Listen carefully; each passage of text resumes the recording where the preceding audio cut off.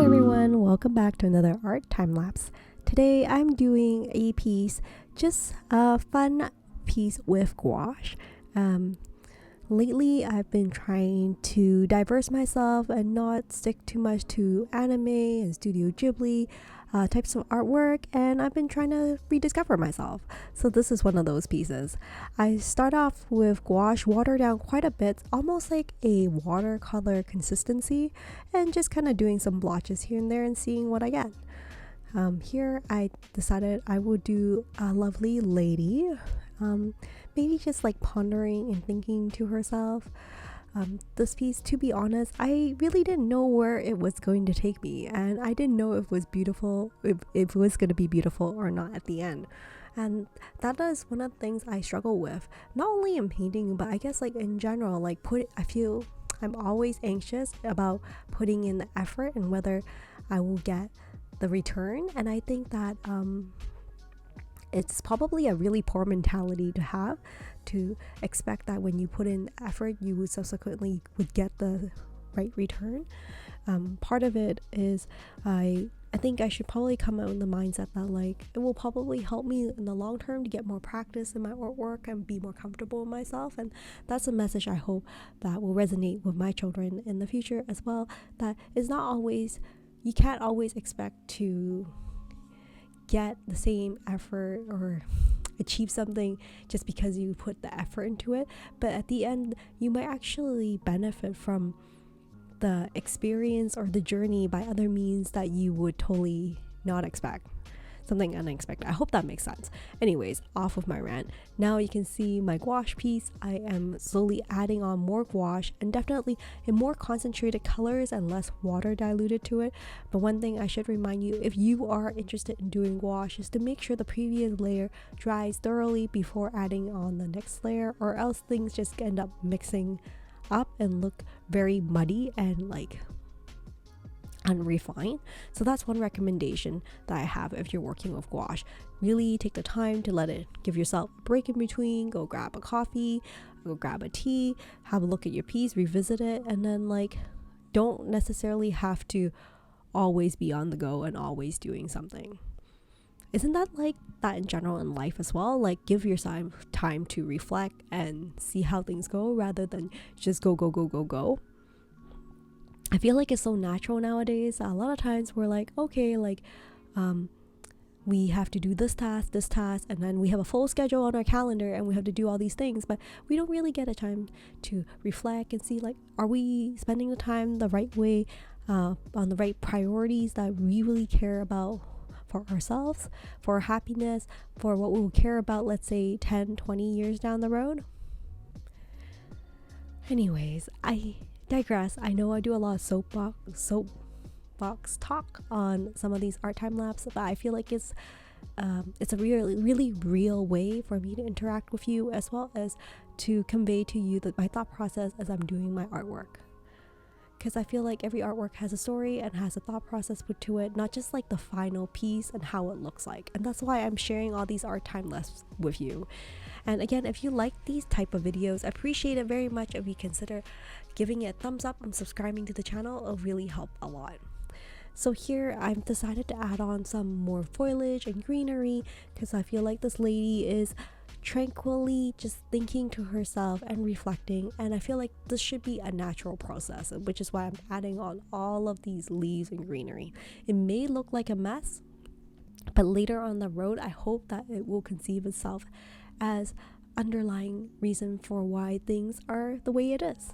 I've also added a honeybee onto her hand. The honeybee, I feel like it's drawn to sweet nectar and also like refined flowers and blossoms in the springtime. And I wanted this because the bee is attracted to her. She is blossoming. She is also like glowing and glistening with time and giving herself the permission to have that time to blossom. I don't know if that's the best way to say it. I'm not very good with words. As you can see, I try to paint a lot and express myself through artwork, so I must say adding commentary to my YouTube videos is something very unnatural for me. but it is something I'm trying out and seeing if it works. I feel like a lot of artists, we are more introverts and we like to do our artwork in the quiet, like our own quiet space, in our own studio, in our own room, and there's not much description or expression of like the story behind it. So I'm trying to give a voice to my artwork through this YouTube channel, and I hope you're enjoying it so far. So here, I'm slowing down the process. Usually, like, I do art time lapse, so it's like a really fast, speedy video to how I paint through the process. Because if you were to actually be there and watch me paint this whole thing, you would probably be really bored. I think up to the process now, from the beginning to this part of the artwork, it's taken me probably a couple days, because I don't usually paint in one sitting. I usually try to paint in between when my kids are napping, so that will usually be on the weekends, and I would say probably maybe 4 hours at least at this point in this piece. So as I was saying, I love the idea of the honeybee being drawn to nectar or something sweet. And I feel like there's something sweet about this girl that she is pondering and taking the time to reflect on herself. And that is an indulgence that I think so many of us don't take the time to really fully enjoy. I'm also trying out something different for this piece with like odd colors palette that is not normal to me and not familiar for me, so I hope it works out. I've used like this yellow backwash for the piece, and then using these greens and turquoise, cobalt blues, and then also some like pale pinks on it. I'm hoping it turns out it will be quite unique. We'll see, because I must say my go-to palette is usually more blues and cool colors. I feel like this is still a cool color palette, but generally I have a lot of blue.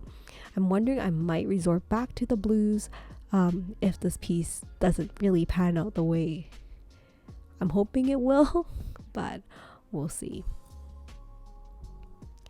At this point, I'm using the Holbein acrylic wash that I picked up at Sakaido in Japan, which is an art store I absolutely love. I remember going there and just spending so much time in that building. I think it was like 4 floors of just like amazing professional artist material of all sorts.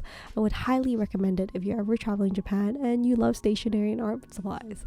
I actually learned about it when I was at a workshop that I was doing for my local art store, Opus, in Coquitlam. It's a Vancouver or BC based art store. And like I was teaching a workshop there on gouache, and somebody in the audience told me about it. I thought it was so super helpful, so I want to share that with you. Here, as I mentioned, I actually went back to the blues because like I really didn't know what I was doing with the piece. I knew I wanted something natural. She's growing with these leaves that are blooming from her head and also from the sides, but I decided to do the blue as a background and leave a little bit of the yellow space, so it's almost a composite like her hair.